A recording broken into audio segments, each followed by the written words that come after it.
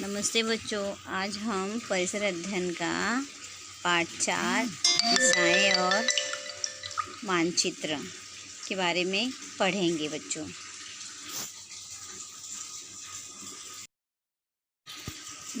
अपनी कक्षा में 2 वर्ग बनाओ। बाद में एक दूसरे के सामने खड़े हो जाओ।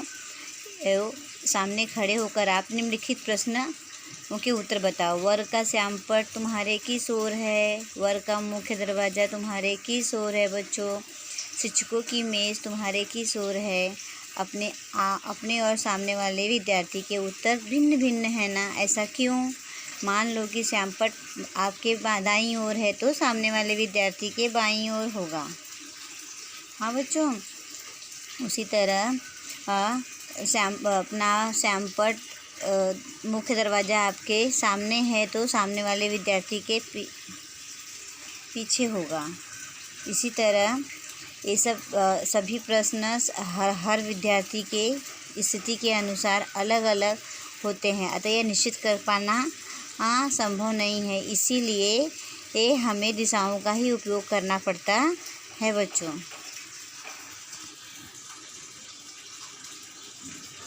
अच्छा बच्चों, अब हम दिशाओं का उपयोग करके पूछे गए प्रश्नों के उत्तर फिर से खोजेंगे बच्चों। हाँ, अपने शिक्षक की सहायता से वर्ग की दीवारों पर हम लोग दिशाओं के नाम लिखेंगे और फिर एक दूसरे के सामने खड़े हो जाएंगे। वर्ग का श्यामपट्ट किस ओर है? मुख्य दरवाज़ा था शिक्षकों की मेज़ किस दिशा में? यह एक दूसरे को बताओ। अब तुम्हारे और सामने वाले विद्यार्थी के उत्तर समान होंगे बच्चों, अतः दिशाओं का उपयोग करके यह सही बताया जा सकता है कि कौन सी वस्तु किस ओर है और किस दिशा में है बच्चों। तो इसी तरह हमें बच्चों दिशाओं की वजह से हमें ये सही और सटीक जानकारी मिल जाती है बच्चों।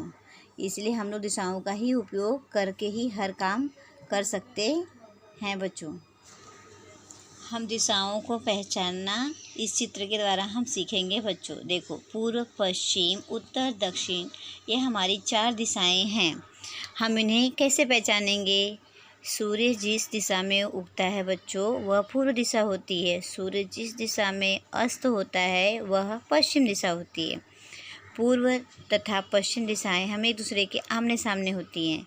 पूर्व दिशा की ओर हम मुँह करके खड़ा होते हैं तो हमारे पीछे की ओर पश्चिम दिशा आती है, सामने की ओर पूर्व दिशा आती है और इस स्थिति में हम अपने बाईं ओर उत्तर दिशा और दाईं ओर दक्षिण दिशा आती है और अपने परिसर में हम सूर्योदय के सामने यह कृति करके देखो बच्चों, तो तुम्हें दिशाओं की जानकारी अच्छी तरह से ये पता चलेगी। देखो बच्चों, ये चौखट में दिया हुआ है तुम्हारा घर बीचों बीच है। तुम्हारे घर के सामने बच्चों वो पूर्व दिशा है जहाँ से सूर्य उदित होता है और उसके पीछे पश्चिम दिशा और बाईं ओर उत्तर और दाईं ओर दक्षिण दिशा। तो इस तरह हम सूर्य के उगने की दिशा को लेकर दिशाओं का निर्धारण कर सकते हैं बच्चों।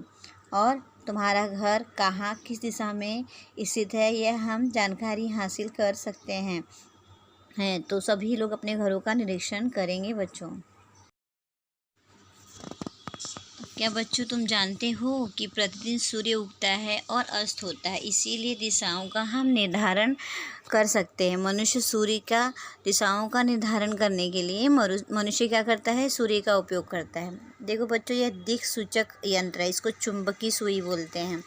इसकी सुई हमेशा उत्तर दक्षिण दिशा दिखाती है और इससे हम शिक्षक अभिभावक सभी दिशाओं की सटीक जानकारी प्राप्त कर सकते हैं। इसको दिक्सूचक यंत्र कहते हैं। हाँ,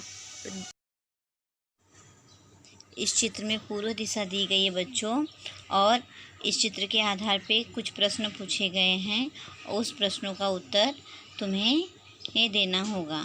तो प्रश्न मैं बाद में आपको दे दूँगी, अब उसके हिसाब से तुम उसका उत्तर मुझे बता देना बच्चों।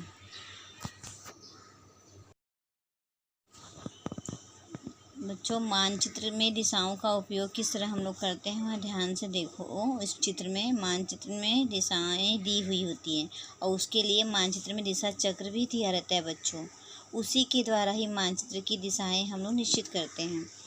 मानचित्र का वाचन करने के पहले बच्चों को अपने परिसर की दिशाओं के साथ मिलाना होता है। उदाहरण, मानचित्र की पूर्व दिशा को परिसर की पूर्व दिशा के साथ जोड़ना होता है। ऐसा करने पर हमें मानचित्र में उस स्थान का निश्चित रूप पता चलता है।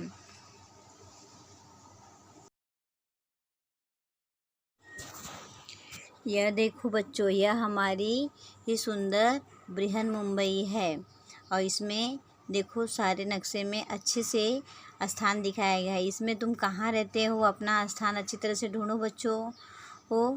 तो ध्यान बच्चों, इस बात को सदैव याद रखो, दिशाओं का निर्धारण करने के लिए हमें उदित होने वाले सूर्य का उपयोग करते हैं। प्रकृति के अनेक घटकों से हमें इसी प्रकार की सहायता प्राप्त होती है बच्चों। तो दिशाओं का निर्धारण करने के लिए सूर्य दिशा का हमें अच्छी तरह से निरीक्षण करना चाहिए। और किस तरह से करते हैं बच्चों, यह सारा निरीक्षण अपने घर पे आप लोग सूर्य उगता है उस समय अच्छी तरह से करो। ध्यान दो, कैसे करना है तुम्हें मालूम पड़ जाएगा।